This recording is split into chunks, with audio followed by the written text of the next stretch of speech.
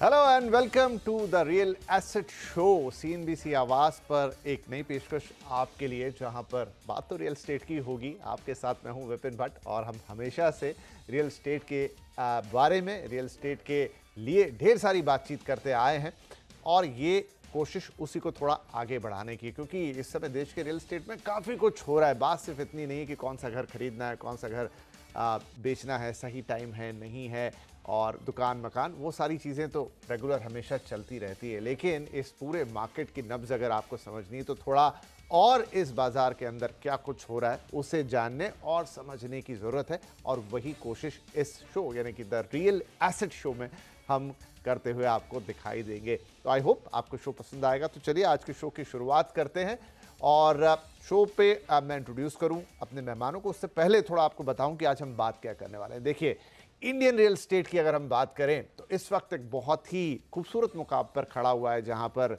चीज़ें बड़ी अच्छी हैं, चाहे वो डेवलपर्स हों उनके लिए, चाहे वो एक्सपर्ट्स हों उनके लिए, चाहे वो घर खरीदार हों उनके लिए। क्योंकि पिछले 2-4 साल जो हमने देखे हैं आफ्टर पैंडेमिक, वहाँ पर मार्केट ने एक अलग तरह की रफ्तार दिखाई है, एक अलग तरह का तेवर दिखाया है, अलग तरह के प्रोडक्ट्स आते हुए दिखाई दिए। इनफैक्ट रेरा जो कि घर खरीदारों को सशक्त बनाने आया, वो कितना उसने बनाया नहीं बनाया ये एक अलग बहस का विषय है, लेकिन नो डाउट हमारे इस मार्केट को उसने काफ़ी बेहतर किया इन टर्म्स ऑफ ट्रस्ट। वो ट्रस्ट दोनों तरफ से है, वो आपका ट्रस्ट मार्केट पर, वो लोग जो इस मार्केट को दूर से देखते हैं, फॉरेन इन्वेस्टर्स हो गए, दूसरे तरह के इन्वेस्टर्स हो गए, उनका ट्रस्ट। तो काफ़ी कुछ इस मार्केट में हुआ है, कह सकते हैं मार्केट एक नए सिरे से इवॉल्व हुआ है। तो अभी जो हाल फिलहाल में कुछ ट्रेंड्स दिखे हैं वो ये दिखे हैं कि जो विदेशी निवेशक हैं, जो भारतीय बाजार में पैसा लगाते हैं, उन्होंने अपने पैसे को न सिर्फ और बढ़ाया है बल्कि उनके जो थीम्स हैं वो थोड़े बदलते हुए नजर आ रहे हैं। हाल फिलहाल में ब्लैकस्टोन ने कहा कि वो भारत में अपने निवेश को दोगुना करेंगे, और उसके साथ एक और चीज होती हुई नजर आई कि उन्होंने पुणे बेस्ड एक बड़ी real estate company Kolte Patil को एक्वायर किया, उसमें 60% से ज्यादा हिस्सा खरीदा। बाकी डील्स की बातें तो अलग चीज हैं, लेकिन ये बताता है कि अब रेजिडेंशियल में उनका फोकस बढ़ता हुआ नजर आ रहा है, और इस समय रेजिडेंशियल रियल एस्टेट मार्केट तो काफी इंटरेस्टिंग हो ही गया है हिंदुस्तान का। तो उसमें ये नया फंड, नया पैसा आएगा तो क्या होगा। और ये तो सिर्फ एक बड़ी बानगी है जो मैंने आपसे कही, लेकिन ऐसा और बहुत कुछ हो रहा है। बहुत सारा पैसा दूसरे एवेन्यूज से आ रहा है, वो पैसा कैसे काम करेगा, उसका इस पूरे मार्केट पे इंपैक्ट किस तरीके का होगा।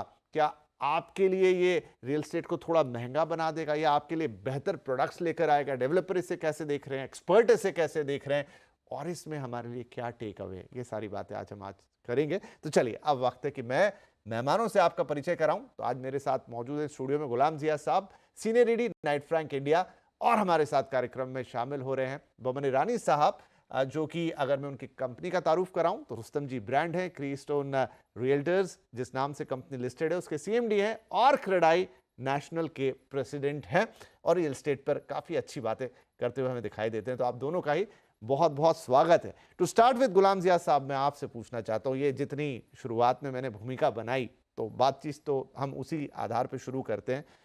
ब्लैकस्टोन अभी एक ताज़ी घटना है जो घटी, जिन्होंने ना सिर्फ एक अनाउंसमेंट की कि हम अपना निवेश भारत में डबल करेंगे, लेकिन उन्होंने ये भी बताया कि अब उनका फोकस, ऑलरेडी वो रियल एस्टेट में काफ़ी पैसा डालते हैं लेकिन अभी तक कमर्शियल, रिटेल, अन्य तरह के रियल एस्टेट में था, लेकिन कोलते पाटिल का एक्विजिशन क्या बताता है? बहुत बहुत शुक्रिया विपिन जी, मुझे इस प्लेटफॉर्म पर दावत देने का। आपके साथ गुफ्तगू करके हमेशा से मज़ा आता है। मुझे उम्मीद है आज भी ये सेशन हमारा उतना ही मज़ेदार होगा। बात शुरू कर रहे हैं, चूँकि ब्लैकस्टोन जैसे ग्लोबल प्लेयर्स का इंडिया का फोकस, और मैं ये कहना चाहता हूँ कि 2005 में जब फॉरेन इन्वेस्टमेंट को एफडीआई की ओपनिंग की गई थी, तो कई प्रकार के फॉरेन इन्वेस्टर्स ने भारत के ग्रोथ में हिस्सा लेना शुरू किया था। लेकिन जो पहला वक्फा था तकरीबन 6-7 साल का, उसके बाद जो ग्लोबल फाइनेंशियल क्राइसिस हुआ उसके बाद और तकरीबन चंद एक साल, ब्लैकस्टोन उस सारे दौरानिए में मार्केट को दूर से देख रहा था। उसके बाद जो इन्होंने एंट्री ली है, स्पेक्टेकुलर एंट्री है। पहले उन्होंने ऑफिस मार्केट में एंट्री ली, उसके बाद फिर रिटेल, वेयरहाउसिंग और इस तरह के सारे रियल एस्टेट सेक्टर, अब जाके उन्होंने रेसिडेंशियल में एंट्री जाहिर की है। ये बहुत ही इंपॉर्टेंट माइलस्टोन है भारत के रियल एस्टेट के लिए, क्योंकि सारे जो फॉरेन प्लेयर्स हैं वो रेसिडेंशियल से अब तक किनारा किए हुए थे, वो इसमें हिस्सा नहीं लेना चाह रहे थे। और ये अगर लेते भी थे तो सिर्फ डेट फंडिंग के थ्रू या एनबीएफसीज के थ्रू अपना पैसा जो रूट करते थे वो था। ये पहली दफ़ा हुआ है कि जब अपनी इक्विटी उन्होंने किसी एक प्लेयर में, चाहे वो एंटिटी लेवल हो, लेकिन उनका एक्साइटमेंट रेसिडेंशियल रियल एस्टेट को देखते हुए, ये बहुत महत्वपूर्ण बात है भारतीय रियल एस्टेट के लिए कि अब फॉरेन निवेश जो है, फॉरेन इन्वेस्टमेंट जो है, वो रियल एस्टेट रेसिडेंशियल, और residential mind you, overall real estate का तकरीबन 75 से 80% हिस्सा रेसिडेंशियल रहता है, हमेशा रहता आया है। और आगे चल के भी अंदाजा है कि उसी प्रकार ये बिजनेस ग्रो होगा। तो इस सेक्टर में फॉरेन इन्वेस्टमेंट की एंट्री अपने आप में एक बहुत बड़ा मकाम है। और आगे चल के मैं इसको और बढ़ता हुआ देखता हूं, जिस प्रकार ब्लैकस्टोन ने किया है और दूसरे कई सारे प्लेयर्स हैं, उनसे भी मुझे तवक्को है, उम्मीद है कि वो भी भारतीय रियल एस्टेट में अपने अपने निवेश को और ज़्यादा एक्सपांड करेंगे और रियल एस्टेट रेसिडेंशियल खास तौर से उसमें अपना हिस्सा और बढ़ते दिखाई देगा। राइट, तो बमन साहब की राय लूं उससे पहले एक फिगर आप लोगों को बताता हूं। तो 2024 H1 यानी कि पहले 6 महीनों का डेटा कहता 3.5 बिलियन से ज़्यादा रियल एस्टेट के अंदर निवेश आया और उसमें काफ़ी कुछ हाउसिंग की तरफ मुड़ता हुआ दिखाया गया। थोड़ा सेग्रीगेट करेंगे आगे चल के डेटा को, लेकिन एक बड़ा नंबर, और भी नंबर्स अवेलेबल हैं, लेकिन जो कंसोलिडेटेड था वो मैंने आपको शेयर किया। बमन साहब, गुलाम साहब ने अपनी राय रखी और वो इसको एक बड़ा मूव देख रहे हैं कि पैसा आ रहा था रियल एस्टेट के अंदर, लेकिन इस तरीके से सीधे एक रियल एस्टेट कंपनी का स्टेक लेना, मेजॉरिटी स्टेक लेना और सीधे रेजिडेंशियल में उतरना क्या दिखाता है इतने बड़े फंड हाउस का? तो विपिन जी, आप और मैं ऑलवेज एक दूसरे से बातें करते रहे हैं इस बारे में कि ओवरऑल इकोनॉमी की साइज जब बढ़ती रहती है, जैसे आज की तारीख में हमारे हिंदुस्तान की इकोनॉमी 3.57 बिलियन है, ये करीबन 3.57 ट्रिलियन है, ये करीबन $5 ट्रिलियन 2027 तक हो जाएगा एंड $7 ट्रिलियन करीबन 2030 तक हो जाएगा। और इसके आगे आप NIS में जब आए थे, न्यू इंडिया समिट में, क्रेडाई का इवेंट जो था नासिक में, आपको वहां पे बताया गया था कि ऑलमोस्ट 60% हमारी जो पॉपुलेशन है इस कंट्री की, वो पूरी की पूरी अर्बनाइज हो जाएगी और ये अर्बनाइजेशन में बहुत नए सिटीज बनेंगे। और अगर इतना सारा ग्रोथ होना है तो मैं वहां पे हर बार स्टेज पे भी कहता हूं कि हमारे जितने डेवलपर्स आज की तारीख में इंडिया में हैं, अगर ये 24 घंटा सातों दिन काम करे तो हमारी जो डिमांड है उसको पूरी नहीं कर पाएंगे। और इसके ही चलते हुए आप देख सकते हो कि foreign funds directly indirectly India में काफी टाइम से आ रहे हैं। As a matter of fact, मेरे हिसाब से अगर आप देखें 20 2000 साल से जब से इन्वेस्टमेंट्स शुरू हुए थे आज तक, करीबन मोर देन, गुलाम जी ज्यादा बता पाएंगे, लेकिन मोर देन $1 ट्रिलियन ऑलरेडी इस इंडस्ट्री में आ चुके हैं। अब मेरा ये कहना है कि why have they come directly and why residential real estate? तो मैं कह सकता हूं कि एक तो बर्जिंग इकोनॉमी जो हमारी है, that is driving as a factor कि ब्लैकस्टोन यहाँ पे आया हुआ है and directly real estate developer बनने की उन्होंने चाह दिखाई है। इसके पहले जैसे गुलाम ने कहा कि they were already there in commercial, they were data centers कर रहे थे, रिटेल में थोड़ा बहुत फॉरेन इन्वेस्टमेंट आ रहा था, लेकिन स्टीवन स्वॉर्जमैन जो यहाँ के ब्लैकस्टोन के हेड हैं, फाउंडर हैं, उन्होंने बहुत क्लियरली अपना विजन स्पेल आउट किया है। उन्होंने कहा India will be a very important country in their growth, और उन्होंने ये भी कहा है कि वो डायरेक्ट कंट्रोल, जहां पे उनको 60% प्लस अगर कंपनीज में कंट्रोल मिले तो उस कंपनीज में आएंगे। और रियल एस्टेट की तरफ उनका काफी ध्यान रहा है और रहेगा फ्यूचर में, और रेजिडेंशियल की जो डिमांड है इसे सेटिस्फाई करने के लिए और इससे उनको जो फायदा मिल सके, गिवन टुडे आपने जैसे कहा रेरा ऑलरेडी आ चुका है, गवर्नमेंट की पॉलिसीज काफी सुधर चुकी है, और आज की तारीख में even law and judiciary is a lot more quicker, जिससे आप डिसीजंस काफी जल्दी ले पा रहे हो। तो ये सारों को मद्देनजर रखते हुए they have come into India, और मेरा मानना है this is the first step. Blackstone आई है, और भी कंपनीज आएगी, और इससे ओवरऑल मार्केट जो है वो काफी सुधर जाएगा, बिकॉज रेजिडेंशियल डेवलपमेंट, एज गुलाम ने बताया, करीबन 80% of the total real estate market का प्ले है, लेकिन इसमें भी कई कैटेगरीज है। तो रेंटल मार्केट्स जो होती हैं, बैचलर अकोमोडेशन जो होता है, लेडीज हॉस्टल्स जो होती है, सीनियर लिविंग जो होता है, ये सारी कैटेगरीज में स्पेशलिस्ट का काम होना जरूरी है फ्यूचर में, और ये सारे specialist will come not only through the Indian soil and Indian growth, but also inorganically international companies हमारे सॉइल पे आएंगी, और ये एक पॉजिटिव साइन है। Dubai got built this way, US got built this way, Korea got built this way, और it is time now India का भी ग्रोथ इसी तरह से होगा। जी, ठीक है। बहुत विस्तार से बमन साहब ने बताया कि क्या वो देख रहे हैं इस डेवलपमेंट को होते हुए और उसके अंदर की चीज़ों को। तो गुलाम साहब, अब सवाल ये उठता है कि कोलते पाटिल एक ऐसी कंपनी पुणे में, एक तो पुणे की कंपनी और दूसरी आई थिंक वो मिड हाउसिंग में भी है, लग्जरी हाउसिंग में भी है। उनका एक सब ब्रांड उन्होंने बनाया था कि जो अफोर्डेबल हाउसिंग को भी फोकस करेगा। क्या सोचा होगा ब्लैकस्टोन ने जब वो इसे एक्वायर कर रहे होंगे? मतलब हम अगर इसे रीड करने की कोशिश करें, एक पुणे बेस्ड कंपनी, एक ऐसी कंपनी जिसका पोर्टफोलियो थोड़ा डाइवर्सिफाइड है 2-3 चीजों में। तो मैं जानना चाह रहा हूं कि उनकी क्या नजर रही है इंडियन रियल एस्टेट मार्केट को लेके। क्या इस एक्विजिशन से हम समझ सकते हैं? पूना अपने आप में एक अच्छा उभरता हुआ मार्केट है। आज से तकरीबन 4-5 साल पहले ये वो मार्केट था जहां पर सालाना 20-25 मकान, 25,000 से 30,000 मकान बिक रहे थे। ये रफ्तार बढ़ते हुए तकरीबन 40-45-50,000 के आसपास पहुंच रहा है। और वो हिसाब से ये टॉप के 4-5 मार्केट्स में पूना अपने आप में एक उभरता हुआ मार्केट है। तो पहली चीज़, कोलटे पाटिल अच्छा लोकली एक बहुत ही, पूना में एक बहुत ही एस्टेब्लिश्ड और वेल नोन ब्रांड है। और इवन थोड़ा बहुत काम बेंगलोर और मुंबई और में भी बैंगलोर में भी किया हुआ है। मुंबई में भी उनके डेवलपमेंट्स हैं। और इस प्रकार से ये नाम अपने आप में एक एस्टेब्लिश्ड नाम है, एटलीस्ट वेस्टर्न और लिटिल, जैसा आपने बताया, सदर्न इंडिया में।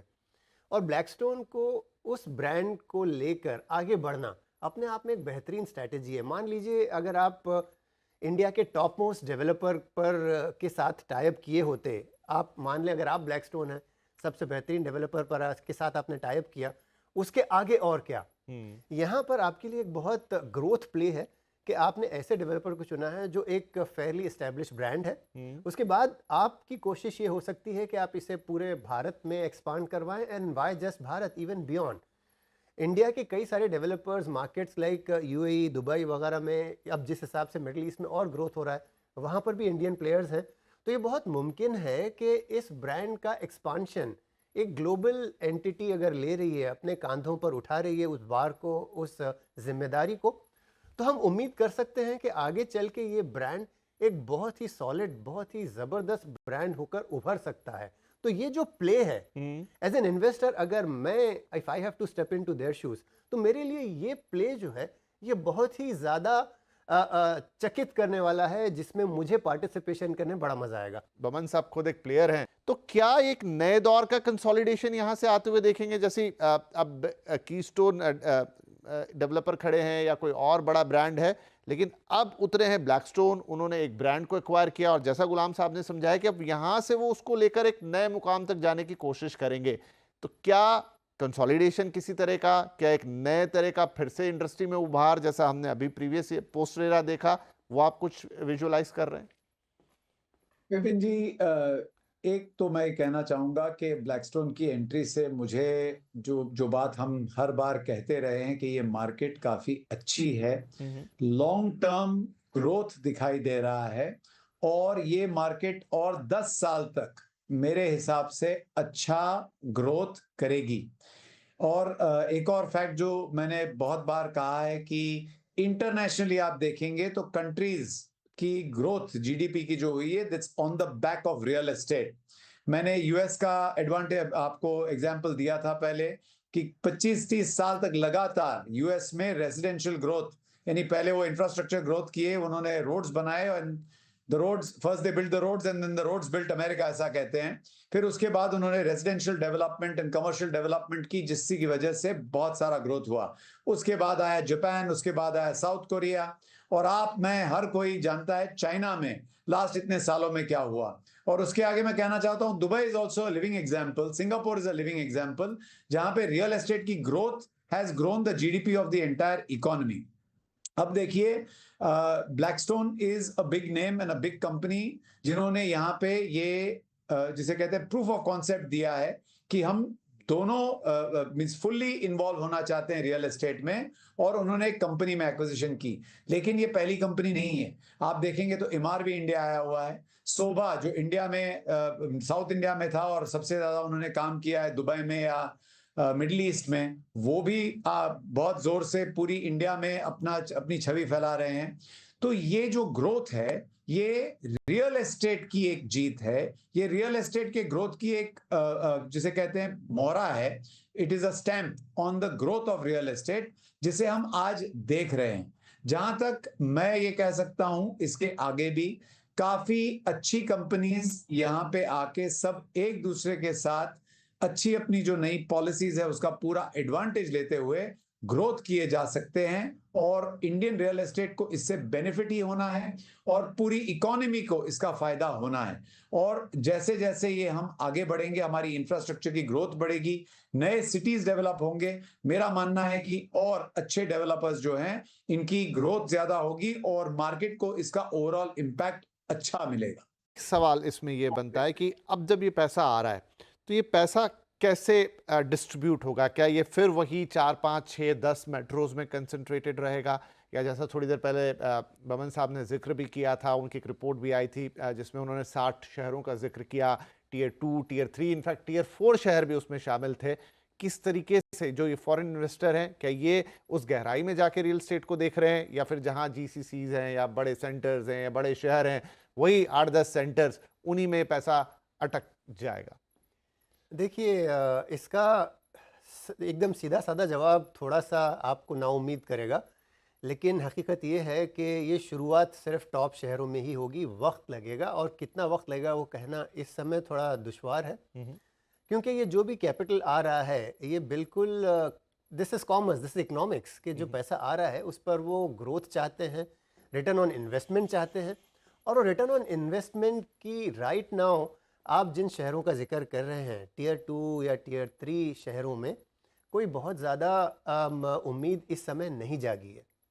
अगर आगे चल के 15-20 साल बाद हालात दुरुस्त हों या चेंज तब्दीलियां आएँ, जिसके चलते इन शहरों जिनका आप जिक्र कर रहे हो वहाँ पर भी इकोनॉमी इसी प्रकार बढ़ेगी जैसे टॉप 7-8 शहरों में बढ़ रही है, तो जाहिर सी बात है इन्वेस्टमेंट वहाँ भी जाएगा। लेकिन right now why foreign capital का कहाँ जिक्र कर रहे हैं? अगर आप भारतीय डेवलपर की ही बात कर लें या बमन से ही पूछ लें कि वो मुंबई के अलावा पूना या हैदराबाद के अलावा किसी और चौथे शहर में जाना चाहेंगे, जवाब आपको मिल जाएगा। तो अगर ये जवाब इतना सरल और सादा है, तो उसमें ये उम्मीद करना कि बाहर से जो लोग आएंगे वो किसी थर्ड टियर या फोर्थ टियर शहर में भी पैसा लगाएंगे, ये मुझे लगता है सोचना भी दुरुस्त नहीं है। शुरुआत है ये टॉप कैपिटल जो 4-5 शहर हैं उनमें से शुरू होगा। उसके बाद धीरे धीरे जैसे इकोनॉमी पेनिट्रेट करती है, ग्रोथ पेनिट्रेट करती है, और भी उम्मीद होगी कि हम वहाँ पहुँचेंगे। लेकिन राइट नाउ बिल्कुल ये चंद, शायद 8 भी नहीं, शायद ये 3 या 4 शहरों तक ही सीमित रहेगा, ये मैं देख रहा हूँ। ओके, तो इस पे एक राय बमन साहब की भी ले लेते हैं। विपिन जी, देखिए पहले तो ये बहुत इंपॉर्टेंट है समझना कि नॉट ओनली पैसा बाहर से आएगा, हिंदुस्तान में भी काफी पैसा है। और जैसे गुलाम जी ने बताया, ये फैक्ट है। बाहर का पैसे की क्यों बात कर रहे हो? छोटे शहरों में से अच्छे डेवलपर्स मुंबई में आना शुरू हो गए हैं, और ये सारे मुंबई में अपना एक तरह का बेस बनाना चाहते हैं, क्योंकि ये सबसे बड़ी मार्केट है। करीबन 40% of the recognized residential sales by value हमारे मुंबई और एमएमआर में हो रहा है, तो ऑब्वियसली यहाँ पे आएंगे। लेकिन ये मैटर ऑफ टाइम है, गवर्नमेंट की पॉलिसीज अच्छी बनती जा रही है। और आप ऐसा मान लो कि अगर हम मुंबई को एक एपिसेंटर पकड़ें, तो मुंबई के आजू बाजू की जितनी एरियाज हैं वो डेवलप होना शुरू हो जाएंगी। वैसे ही दिल्ली, वैसे ही कलकत्ता, वैसे ही बैंगलोर। मेरा ये मानना है कि all these cities will start growing peripherally, और ये ग्रोथ सूनर और लेटर टियर 2, टियर 3 सिटीज में भी जाना शुरू हो जाएगा। और अगर मान लो कि फॉरेन पैसा अगर सिर्फ मेन सिटीज में रहना चाहे, तो डेवलपर्स, जो हिंदुस्तानी डेवलपर्स है, वो तो टियर 2, टियर 3 सिटीज में भी ज्यादा ध्यान देंगे ही। ये सारा इंफ्रास्ट्रक्चर का कमाल है, and I am once again saying कि जहां जहां इंफ्रास्ट्रक्चर पहुंचता है वहां वहां प्रॉस्पेरिटी जाती है, और जहां जहां प्रॉस्पेरिटी जाती है वहां वहां ग्रोथ होता है। अब एक बड़ा सवाल है, क्विकली मैं अपने बातचीत को एक सिरे पे ले जाऊं उससे पहले, कि ये जो पैसा आएगा क्या ये प्राइसिंग पे किसी तरह का प्रेशर डालेगा? क्योंकि जैसा आपने भी कहा गुलाम साहब की, भाई वो पैसा तो इसीलिए लग रहा है कि उस पर एक रिटर्न आए। ठीक है, उससे क्या बनेगी? उससे लग्जरी हाउसिंग बनेगी, उससे मिड इनकम हाउसिंग बनेगी, अफोर्डेबल में जाएगा नहीं जाएगा वो एक अलग बात है, लेकिन क्या इससे प्राइसिंग पे किसी तरह का प्रेशर आएगा? ये मैं नहीं मानता। ये मैं इसलिए नहीं मानता कि जो कैपिटल, फॉरेन कैपिटल आ रहा है, जैसा मैंने कहा कि इन्होंने दुनिया देख रखी है, ये जानते हैं कि कैपिटल को कैसे स्मार्टली इन्वेस्ट किया जाए और कैसे उसका रिटर्न एस्टैब्लिश किया जाए। हमारा जो हमारी तारीख बताती है कि इससे पहले हमारे काफ़ी सारे मसाइल महज इसलिए पैदा हुए हैं कि बहुत ज़्यादा ग्रीड मार्केट में आई, और चूंकि आज बमन साथ में है, मैं वो वर्ड डेवलपर इस्तेमाल नहीं करना चाह रहा, ग्रीड वहीं पर थी कि हम किसी तरह दामों को बढ़ाएं, चाहे मकान ना बिकें। तो अगर आपके एक महीने में मान लें 100 रुपए में 10 मकान बिक रहे हैं, तो आपने कहा अगले महीने में 120 करता हूं, चाहे 5 ही मकान बिकें। तो ये जो एक मेंटालिटी थी वो बहुत बदली है। आई थिंक बमन भी वो चीज़ का जिक्र कर रहे थे कि आज डेवलपर्स ये समझ रहे हैं कि वेलोसिटी ऑफ सेल्स को किस तरह मेंटेन किया जाए, बरकरार रखा जाए, और केवल प्राइस राइज पर ही ग्रोथ फोकस ना हो, क्योंकि प्राइस राइज एक मकाम पर जाने के बाद अफोर्डेबिलिटी पर चैलेंज करना शुरू कर देता है, और वहाँ जाने के बाद फिर मार्केट के लिए बहुत दुश्वारियां पैदा होती हैं, शायद गिरावट भी शुरू हो जाए। It is a good thing. Boman साहब, अब आप दोनों से एक सवाल, इस पूरी बातचीत का हमारे दर्शकों के लिए, अब हमारे दर्शक में सभी तरह के लोग हैं, जिन्हें घर खरीदना है, जिन्हें निवेश भी करना है, वो रियल एस्टेट को समझना भी चाहते हैं, उनके लिए क्या टेक अवे है? तो रियल एस्टेट जो है वो एक रियल एसेट है, ये एक स्टेबल लॉन्ग टर्म एसेट है। मेरा मानना है कि हमारी जो हिंदुस्तान की वेल्थ है, करीबन 60% इसकी बढ़ोतरी जो हुई है वो रियल एस्टेट के जरिए हुई है। आपके बुजुर्गों ने लैंड ली, उस लैंड की वैल्यू आज बढ़ गई और उसका फायदा आपको मिल रहा है। इसी तरह से आप नए नए इन्वेस्टमेंट्स जो करें वो सही समझ के, रियल एस्टेट को सही समझ के करें। और इसमें मेरी ये समझ है कि नए नए एसेट क्लासेस जो आते हैं, रीट्स हैं, उसमें भी कर सकते हैं, और आपकी जैसे रिस्क टेकिंग एबिलिटी है वो हिसाब से आप नए शहरों में भी जाके इन्वेस्टमेंट्स कर सकते हैं, नए नए टाइप्स ऑफ डेवलपमेंट में इन्वेस्ट कर सकते हैं। और रही बात, अगर आप एकदम स्टेबल रहना चाहते हो तो हमारी बड़ी सिटीज जितनी है वो तो है ही, जहां पे आप इन्वेस्टमेंट करके लॉन्ग टर्म रिटर्न्स पा सकते हैं। गुलाम साहब, आपका टेक अवे? मैं थोड़ा सा डिफ़र करना चाहूँगा। बमन मेरे बहुत अजीज़ दोस्त हैं, लेकिन चूंकि वो कॉन्फ्लिक्टेड पार्टी हैं, डेवलपर हैं, मेरा व्यू थोड़ा सा अलग है। मैं ये समझता हूँ कि रियल एस्टेट में जाने बूझे बगैर हाथ डाल देना ये बहुत ही गलत है। ये एक वो आग है जिसे आपने ठीक से नहीं समझा तो आपको जला सकती है, और वही आग है जो अगर आपने ठीक से परखा तो आपके सोने को कुंदन बना सकती है। ये चीज़ को समझना बहुत आवश्यक है कि जो एक तरह टिपिकल जो मेंटालिटी है, और बमन ने एक बहुत खूबसूरत बात कही, उन्होंने जिक्र किया है लैंड का। मान लें लैंड सोना है, लेकिन अगर आप मकान खरीद रहे हो और ये उम्मीद करते हो कि मकान में आपको उस तरह का डेवलपमेंट इंप्रूवमेंट मिलेगा जैसा लैंड में मिलेगा, तो आप गलत हो। मान लें कि जो आप मकान खरीद रहे हो उसमें सारे एग्रीगेटर से लेके, लैंड ओनर से लेके, डेवलपर्स ने तकरीबन सारे का सारा जूस जो इन्वेस्टमेंट का है वो हर खतरा निकाल लिया है, निचोड़ लिया है। अब जो आपके हाथ मकान आया है वो केवल एक ज़रूरत की चीज़ है। उस ज़रूरत की चीज़ को ज़रूरत की चीज़ ही समझ के आप उसमें अपना पैसा डालें, उसको निवेश के तौर पर ना देखें। निवेश के लिए दूसरे तरीके हैं। मान लें आपने अपने, जैसे रोटी कपड़ा और मकान कहते हैं, रोटी में आप निवेश नहीं करते, कपड़े में आप निवेश नहीं करते, तो मकान में क्यों? तो इस चीज़ को समझना आवश्यक है कि ये ज़रूरियात की चीज़ें हैं, ये निवेश के तौर पर इसको देखना थोड़ा सा खतरनाक हो सकता है। बहुत बहुत धन्यवाद आप दोनों ही मेहमानों का, क्योंकि आपने काफ़ी बढ़िया, गहरी और ऐसी बात की जो हमारे दर्शकों को बिल्कुल कनेक्ट कर गई होंगी। लेकिन जो आपने अंत में एक बड़ा मुद्दा छोड़ दिया है आप दोनों ने, उसके लिए फिर से एक बार बैठना होगा। पूरा का पूरा शो, पूरी की पूरी चर्चा रियल एस्टेट इन्वेस्टमेंट पर ही की जाएगी। फिलहाल के लिए आप दोनों का बहुत बहुत धन्यवाद, और हमारे तमाम दर्शकों का भी जिन्होंने ये शो देखा। आई होप कि द रियल एसेट शो में आपको एक रियल एसेंस भी मिला होगा। ज़रूर बताइएगा हमें, लेकिन अपनी मुलाकात हर हफ्ते होती रहेगी। फिलहाल अपना ध्यान रखिए। नमस्कार।